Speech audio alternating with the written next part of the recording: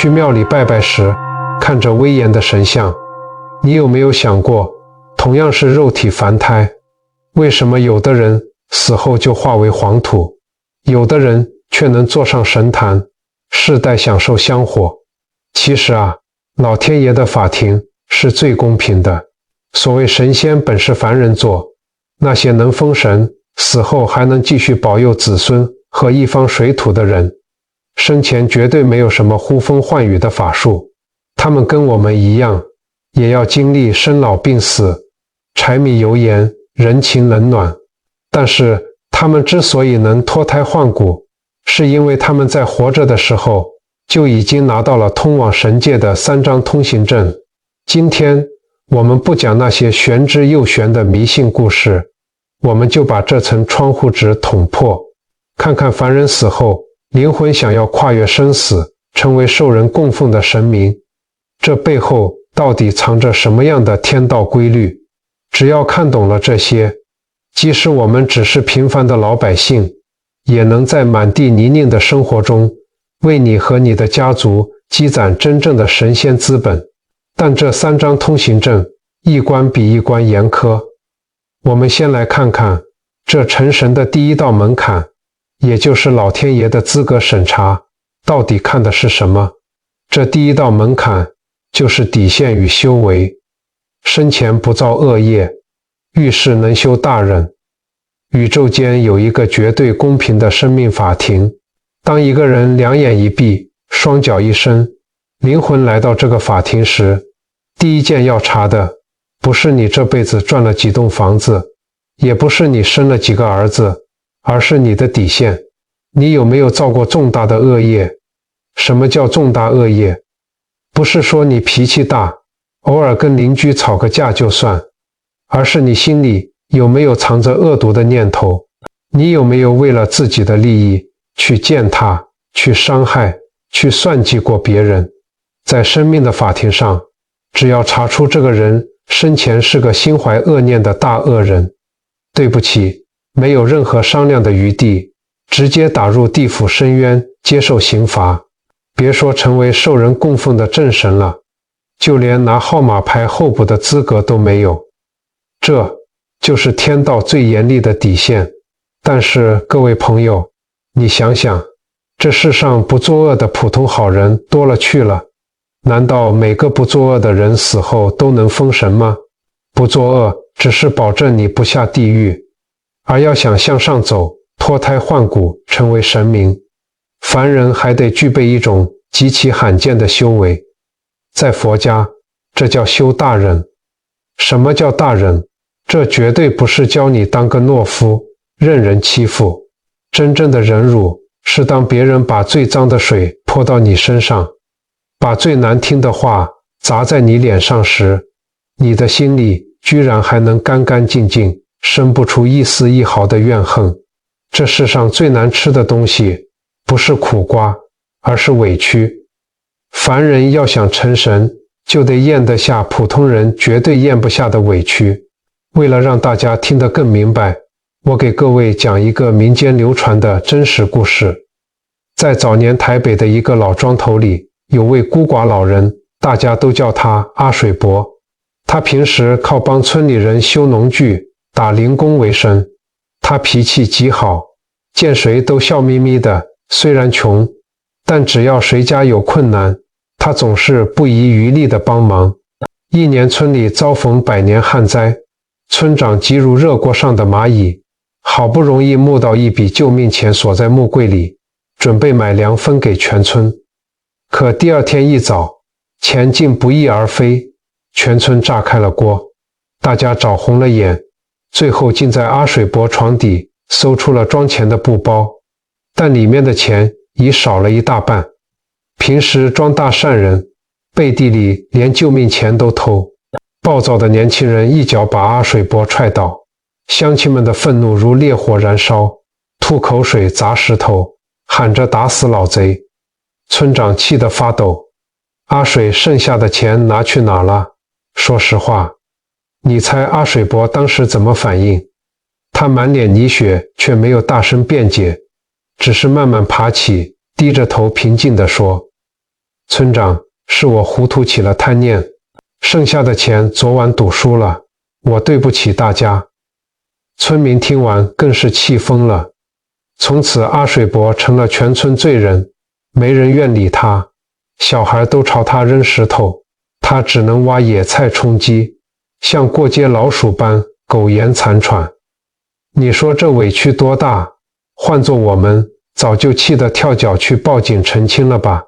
5年后的寒冬夜里，阿水伯悄悄过世，连个收尸的人都没有，还是村长叹着气，让人用破草席把他卷了埋在后山。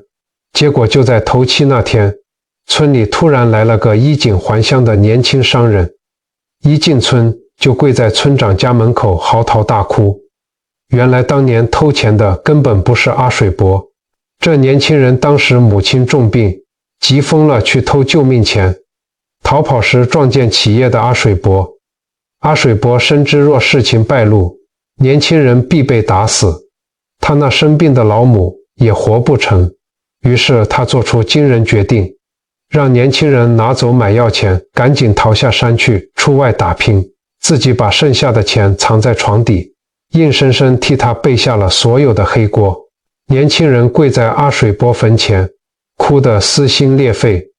阿水伯啊，您替我背了5年的骂名，您为什么一句都不解释啊？是啊，为什么不解释？各位朋友，因为阿水伯的心里装着真正的大慈悲。他在深夜里独自面对佛像时，心里想的是，如果我的一声骂名能换回一条人命，能换来一个浪子的回头，这笔买卖太值了。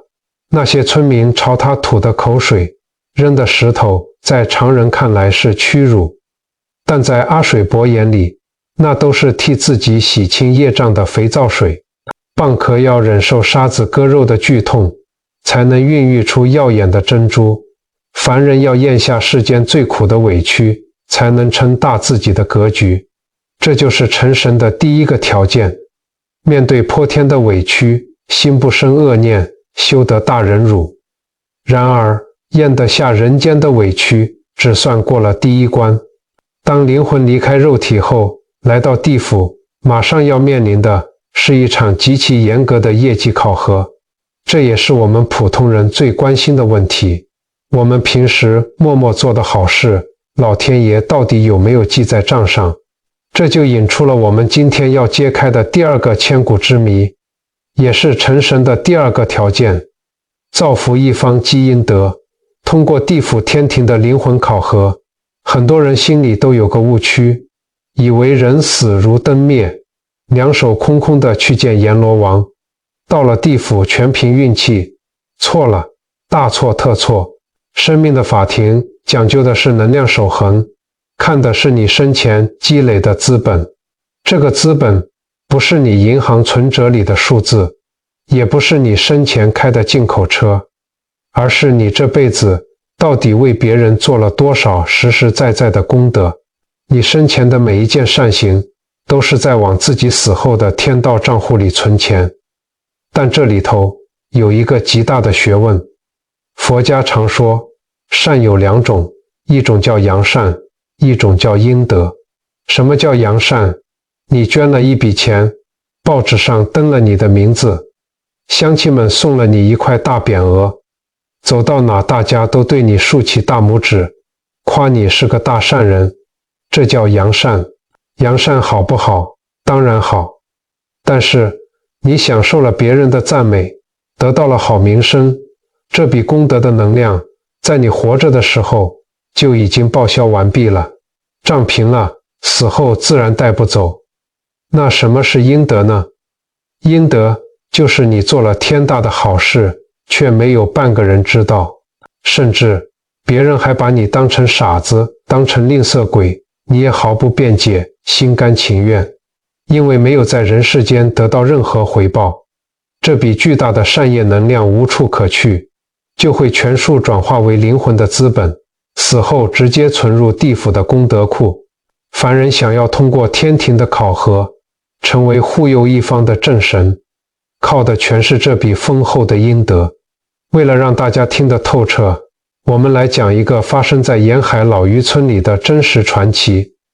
在早年的南部，有一个主要由林姓宗族聚居的大渔村，村里有位老中医，大家都叫他陈老仙。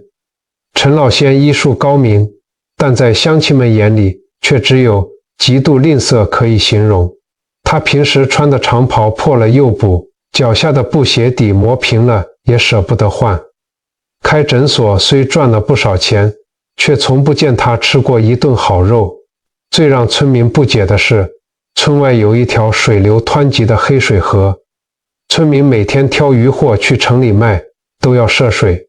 每年都有年轻人不幸被洪水冲走，大家去求陈老仙，说您老人家有钱，能不能出面带个头，捐钱帮村里修座石桥。陈老仙总是摆手，哎呀，我哪有钱，我的钱还要留着买药材呢，修桥这种大工程你们找别人吧。村民们气得直骂这守财奴一毛不拔。陈老仙在村民的白眼与嘲笑声中过了几十年，直到80岁那年深夜，他在睡梦中安详辞世。过世后，他连个像样的棺材都没有，还是几位受过他恩惠的老人凑钱买了口薄皮棺材。大家一边摇头叹息，一边说这辈子赚再多钱有什么用，临走还不是这副穷酸样。但是各位朋友，人世间看到的往往只是冰山一角。陈老仙的灵魂离开肉体后，并没有像普通亡魂那样被黑白无常拿铁链锁走，而是被2位神差客客气气地迎上了阴阳道，一路畅通无阻地来到了地府森罗殿。大殿上，阎罗王命判官翻开了陈老仙的生死功德簿。这一翻开，昏暗的大殿瞬间金光万丈。判官高声念诵：陈某行医50年，遇富人取重金，遇穷苦百姓皆暗中以名贵药材替换廉价草药，分文不取，累计救治林姓宗族染疫危重者共3421人。阎罗王点头，判官接着念出一件震撼地府的大事。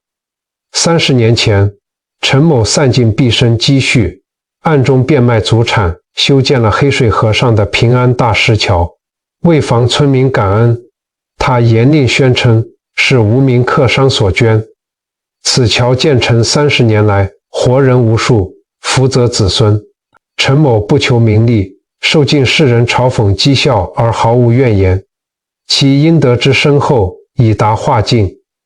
阎罗王听罢，亲自起身对着陈老仙深深作揖，随后功德簿上报天庭。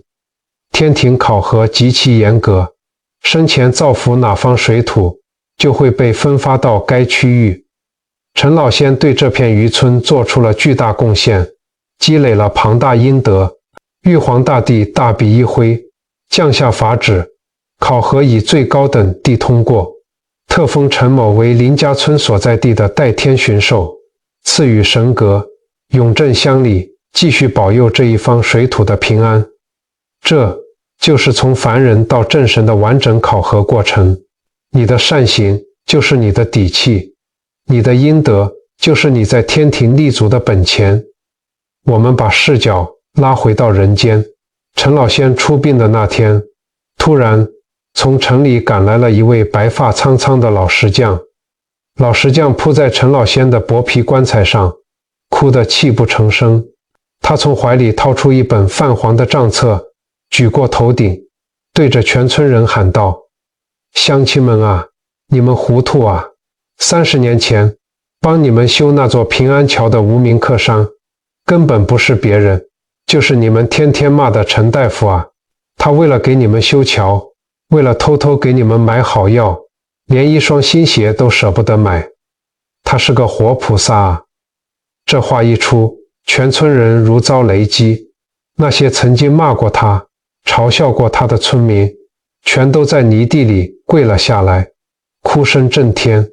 大家这才明白，为什么陈老仙总是那么穷酸，为什么他面对屈辱总是笑眯眯的。从那一天起，林家村的人自发地凑钱，为陈老仙塑了金身，建了庙宇。陈老仙生前的阴德转化为了死后无量的福报与神力。所以，朋友们，我们这辈子虽然不一定有能力去修桥铺路，但这个天道考核的规律，我们必须得懂。你在路上顺手捡起的一块碎玻璃，你默默帮助别人却绝口不提的那份善良，全都在地府的账本上为你记着一笔清清楚楚的阴德。死亡绝对不是终点，善恶由心。你生前积累的这些资本，不仅能让你的灵魂在死后得到极高的待遇，更能转化为福泽，庇佑你的子子孙孙。明白了地府与天庭的这套考核机制，咱们就算是攒够了立足天庭的本钱。不过，神明要在世间长久存续，要能时时刻刻显灵庇佑子孙，光有本钱可不够，还得有源源不绝的燃料。这就牵涉到成神的第三个，也是最现实的关键条件：发下护佑大愿，死后香火不灭。只要你顺利通过了地府和天庭的考核，拿到了正神的资格，是不是就可以高枕无忧，永远在天上享福了呢？这就触及到了很多人一辈子都没搞懂的最核心的秘密。古人常说，不孝有三，无后为大。很多人以为这只是古人重男轻女、传宗接代的封建迷信。其实，如果你懂了宇宙的能量法则，你就会明白，古人对香火传承的重视，背后藏着极其深刻的科学认知。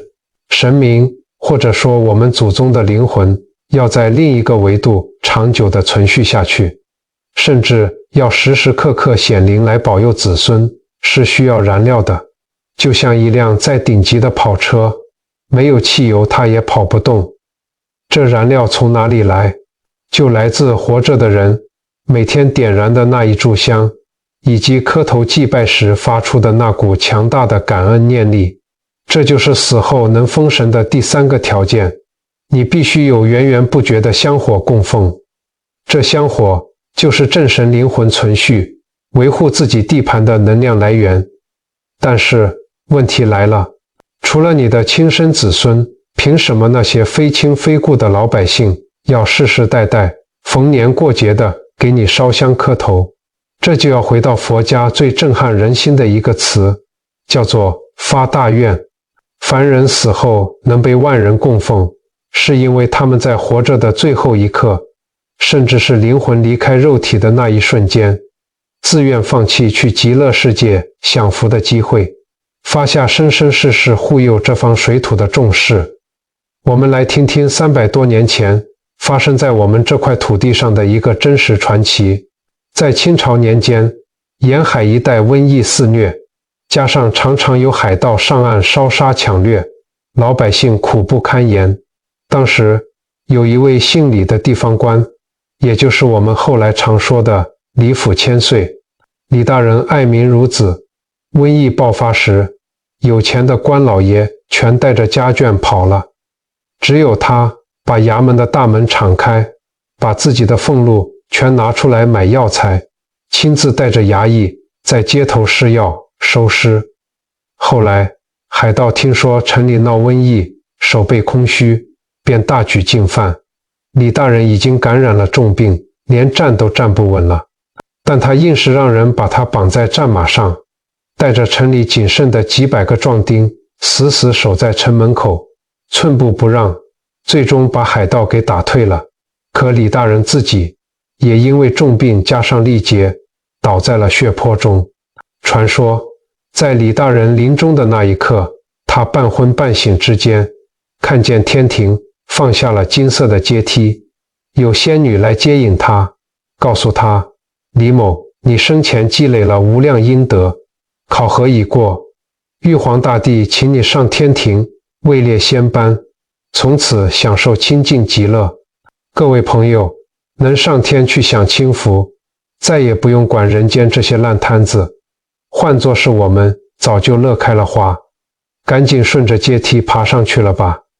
但李大人没有，他躺在泥水里，看着城里那些抱着亲人尸体痛哭的百姓，看着那些饿得骨瘦如柴的孩子，他眼里流下了血泪，用尽最后一丝力气对着苍天大喊：苍天在上，我李某不愿上天享福，只要这方百姓还有疾病饥荒，只要这座城池还有盗贼外患，我愿永留人间，化作神明，世世代代守护这方水土，护佑百姓平安。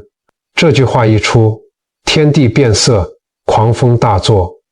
李大人咽下了最后一口气，但他的那句大愿却像一道闪电，直直打入了天庭。玉皇大帝被他的慈悲所震动，这才准许他以正神的身份永驻人间。从那天起，城里的老百姓家家户户都立起了李大人的牌位。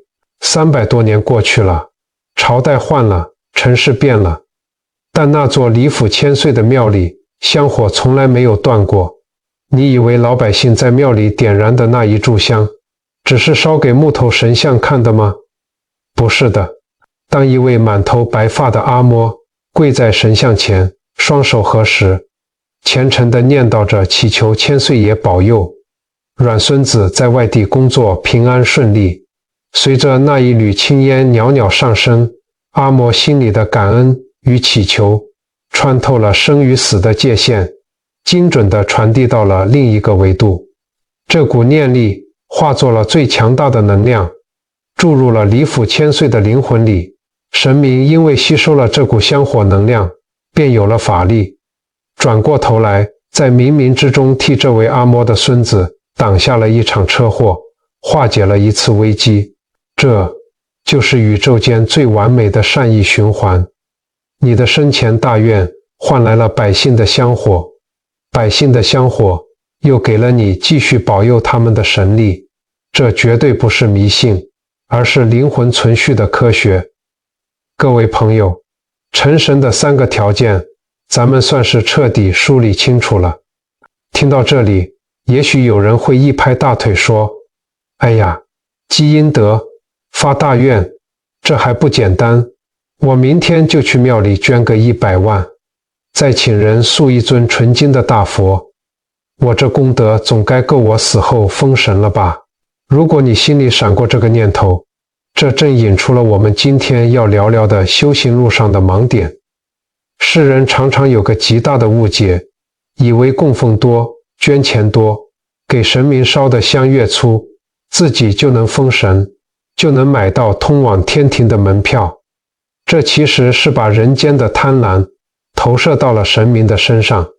我们佛家有一部非常伟大的经典，叫《金刚经》，里面有一句点醒世人的话，叫做凡所有相，皆是虚妄。什么是相？你捐出去的100万是相，你建的那座大庙是相，别人夸你是大善人，这也是相。如果你做善事的时候，心里总是惦记着，觉得自己捐了这么多钱，老天爷该给记上一大笔功德了吧？死后总该能封个神，或者下辈子投胎做个大富翁了吧？朋友啊，只要你心里还有这种傲慢，还有这种计较，或者对名分地位有着强烈的执着，那么你做的这一切都不叫功德，只能叫福德。我们必须把功德和福德的区别给理清楚。福德是什么？福德就像是你在天道银行里存的钱，你捐钱建庙铺桥造路，带着贪图回报的心去做，老天爷当然也会给你记账，但这笔钱顶多只能换来人天福报，也就是让你下辈子投胎到一个好人家，做个有钱人，或者上天去做个享受几天清福的普通天人。但是福报总有花完的一天啊，等你下辈子的钱花光了，福报享尽了，你依然要在6道轮回里头受苦，生老病死一样都逃不掉。而功德是什么？功德是你内心的清净和觉悟。就像达摩祖师当年遇到梁武帝，梁武帝可是个大皇帝啊，他一生造了480座寺庙，度化了无数人出家，梁武帝得意洋洋地问达摩祖师，说朕做了这么多善事，有多大的功德？你猜达摩祖师怎么说？达摩祖师冷冷地回了4个字：毫无功德。为什么？因为梁武帝心里充满了傲慢，他是在做交易，他在向老天爷讨要功劳。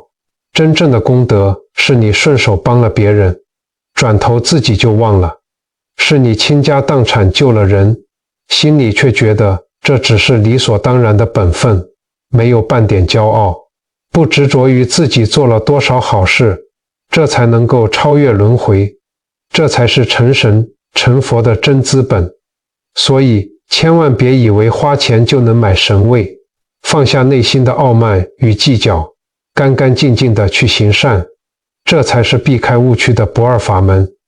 把这层境界想透了，咱们心里的包袱也就真正卸下了。不过修行的路上，最难的往往不是平日里的吃斋念佛，而是每个人终将面对的最后一关，人生的终点。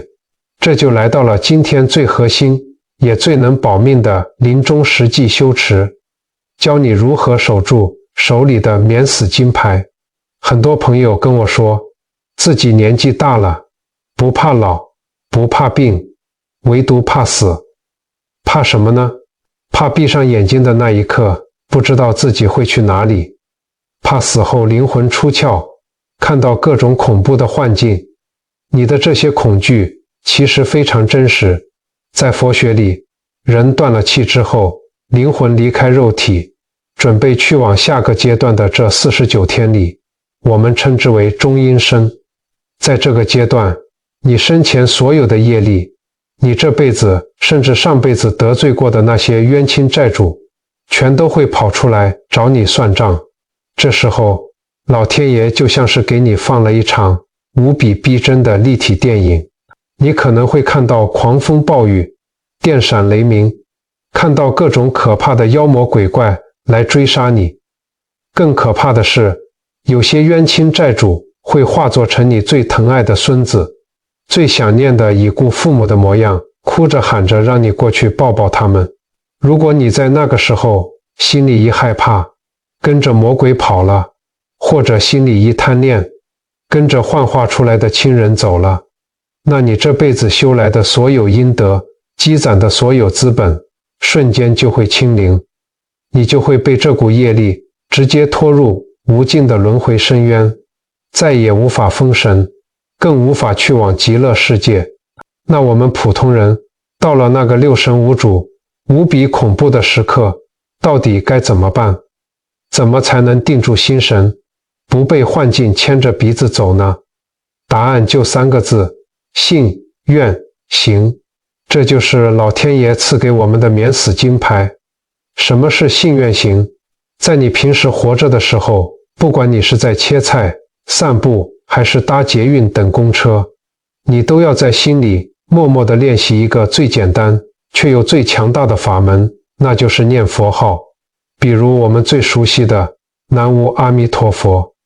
你别小看这短短的6个字，这绝对不是老阿嬷在庙里单纯喃喃自语的迷信，这是宇宙间最强大的一套密码，是一个高维度的频率。你要深深地相信这股力量，这叫信。你要在心里发下宏愿，祈求佛菩萨在你临终时来接引你，这叫愿。你每天踏踏实实地把这句佛号念在心里，这叫行。等到你临终的那一刻，当你躺在病床上，眼睛看不见了，耳朵听不清了，四周全是那些可怕的诱惑的业力幻觉时，你一定要记住，不管看到什么恐怖的东西，别怕，那都是假的，是幻象。不管看到多么不舍的亲人，别哭，那也是假的，是业力在骗你。这时候你什么都不要想，把所有的注意力死死地抓住这句南无阿弥陀佛，把这6个字当成你在狂风巨浪里唯一能抓紧的救命稻草。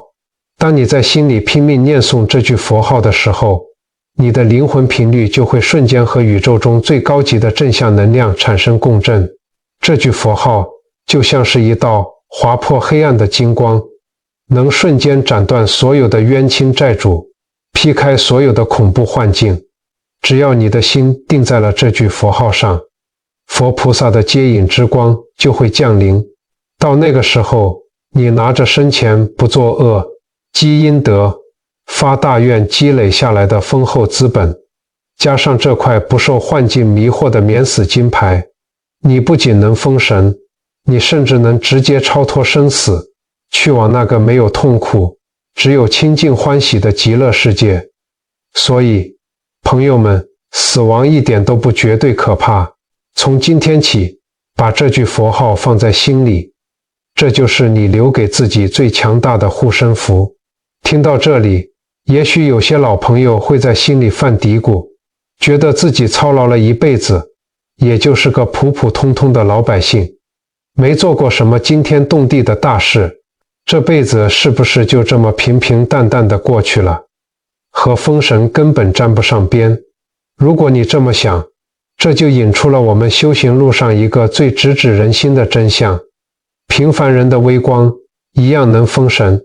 封神从来不一定要去做那些轰轰烈烈拯救苍生的大事。在我们家附近的传统市场里，有一位卖菜的阿婆，她一辈子没念过什么书，也不懂什么高深的佛理，但她每天早出晚归，辛辛苦苦拉拔几个孩子长大。这位阿婆的日子过得并不顺心，早些年老伴走得早，留下她一个人起早贪黑的进货、洗菜、摆摊。大冷天的，双手泡在冰水里，冻得全是裂口。后来大儿子做生意赔了钱，把家里的老本都卷跑了，连个人影都见不着。换做别人，早就天天坐在街口逢人便骂，或者天天去庙里求神明惩罚这个不孝子了吧。但阿婆没有，她咽下了这天大的委屈。每当邻居问起，她只是叹口气，说一句：儿女都是债，债还清了，心就踏实了。这就是她在满地泥泞的生活里修出的大忍辱。她自己连一件厚外套都舍不得买，可是遇到来买菜的老主顾，她总是笑眯眯地多送一把葱。别人不小心多给了钱，她追出半条街也要还给人家。菜市场后巷里有个流浪汉，饿得翻垃圾桶。阿婆每天收摊时，都会默默把卖剩的还算新鲜的菜叶子和几个馒头悄悄放在后巷干净的台阶上。她从来不跟别人说，也从不觉得自己是在做什么了不起的大善事。这就是她在市井烟火中悄悄积攒的大阴德。邻里之间谁家有个急事，她总是第一个跑去帮忙照看孩子。这位阿婆一辈子都在默默守护着她的小家庭，用她的善良温暖着周围的邻居。到了晚上，阿婆拖着疲惫的身子躺在破旧的木床上。她没有文化，不会念什么高深的经文，她只是双手合十，对着窗外的月亮，在心里默默地念叨：老天爷啊，保佑我那个跑路的大儿子能平安，别做伤天害理的事，保佑我们菜市场里那些街坊明天都能把菜卖完。你听听，他心里装的全是别人，这就是他发下的大愿。他可能一辈子都没跨进过大庙的门槛，也没捐过什么大笔的香油钱，但是当这位阿婆100年之后，她的灵魂来到生命的法庭上，老天爷一看，她这一生干干净净，坦坦荡荡，她身上散发出来的那些微小的温暖的光芒汇聚在一起，那份神性可能远远超过了那些满嘴仁义道德，背地里却自私自利、道貌岸然的伪善者。为什么？因为神位不在天上，而在你对待这个世界的每一分善意里。你为家人熬的那锅热汤，你对邻居展露的那个微笑，你在市场里坚守的那份诚实，全都是你在人间点燃的香火。你不需要去追求什么虚无缥缈的境界，因为你在平凡日子里散发的微光，早就已经为你铺好了一条通往神界的金光大道。明白了这个直指人心的真相，咱们就不必再去向外渴求。把目光收回来，看看此时此刻，在咱们自家的客厅和厨房里又能做些什么。也许你会想，哎呀，我就是个领退休金的老头、老太太，我哪有本事去救几千个人，哪有钱去修大桥，这正神的位子，我这辈子是做不上了。听听就算了吧。如果你这么想，那就太小看佛家的慈悲，也太小看你自己了。修行从来不是让你飞天遁地，而是把凡夫俗子的日子过出菩萨的境界。你知道吗？在我们老天爷的眼里，这世间最大的庙宇不是那些金碧辉煌的殿堂，而是你每天生活着的这个家。你以为只有坐在神桌上吃着冷猪肉的才是神吗？错了。当你为了不让儿女操心，每天把自己照顾得健健康康，当你遇到老伴唠叨发脾气时，你能把那句冲到嘴边的难听话咽下去，换成一个包容的微笑，这就是你在为这个家修大人。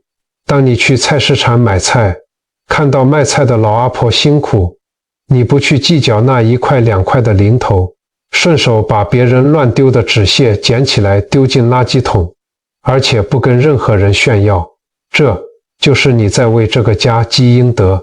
当你每天晚上躺在床上，心里没有对别人的怨恨，只有对子孙后代的祝福，祈求老天爷保佑他们出门在外平平安安，正正当当做人，这就是你在为这个家发大愿。所以啊，千万别看轻了自己，你不需要万人朝拜，只要你心存善念，你早就是你们这个家，这整个家族最灵验、最伟大的守护神。你的这份善念就是留给子孙最贵重的传家宝，这比留给他们千万财产还要管用。为了让大家每天都能实实在在地积累这份神仙资本，我给各位朋友整理了一份非常简单的日常修行清单，不用你花1毛钱，就在我们的日常起居里。第一件事，管住嘴，修大人。当晚辈不懂事，或者家人说话难听的时候，在心里停顿3秒钟，把那句最伤人的话咽下去，这就是替自己消了一次大业障。第二件事，顺手劳，积阴德。每天做一件没有人知道的小善事，比如下雨天帮邻居把外面的鞋子往里面踢一踢，免得淋湿，或者在马路上把挡路的石头踢开。记住，千万别说出去，这叫在天道银行里存私房福报。第三件事，睡前愿。聚香火，每天晚上睡觉前别去想白天的烦心事，在心里默默念一句，祈愿家人平安，大家都好。这就是每天在给你的灵魂注入最纯净的香火能量。这3件小事看起来微不足道，但在你的身口意日复一日的坚持下，你会发现原本容易紧绷酸痛的身体逐渐变轻盈了，夜晚的睡眠也越来越安稳。不要觉得年纪大了，退休了就没有力量，其实这正是老天爷赐给咱们最好的修行时光。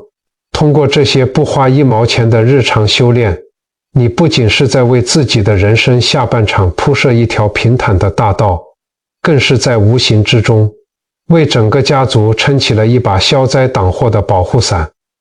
各位朋友，缘分真的很奇妙，茫茫人海中，您今天能点开这支影片，能听到这里，这绝对不是偶然，这是我们上辈子结下的善缘，是您心底的那份佛性，把您带到了这里。宇宙间有一种看不见的力量，叫做共振。